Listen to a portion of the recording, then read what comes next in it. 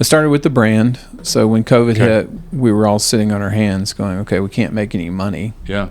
What we need to do is get this brand sort of positioned to be a thing again. Sure. So we brought in a high-powered branding company, worked with Audi and Facebook, and we thought, okay, here we go. Let's. So it wasn't just fonts and colors.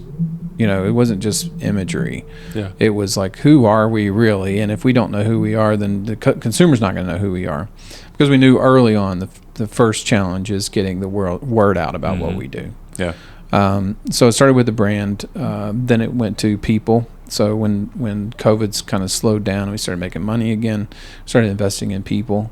And shortly after that, processes and technology. So the technology was fine and it was functional. Yep. But it wasn't cutting edge. It wasn't anything that's going to impress a consumer if they walk into the store. Yep. It was very old school, very ugly from a retail perspective. It's a big steel box with pins that popped up on your feet. It's like a torture walk or something.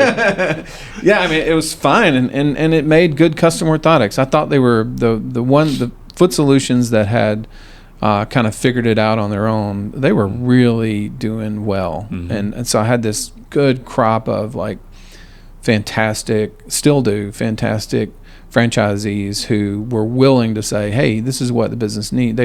I just tried to gather as much information from them as possible. What do we need to do? What do we need to change, right? Yep. That's where the technology came from. That's where all the changes came from. Franchisees going, hey, here's what we've been thinking we need to be doing for a long time. Yeah. And I'm a big believer in organizational communication, organizational learning, right? So in organizational learning, what you're trying to do is get as many people, many brains in the room as possible to learn from them. Yeah. And in franchising, the beauty of that, I had 50 people saying, I've been doing this for 20 years, 15, 20 years.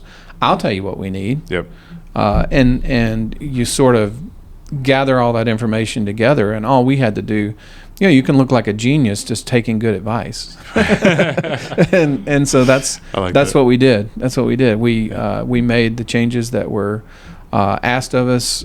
There were some universal things that needed to happen, and it was the brand, it was the messaging, it was the marketing, it was the people. So we have a good support staff now. And then on top of that the technology, which is we've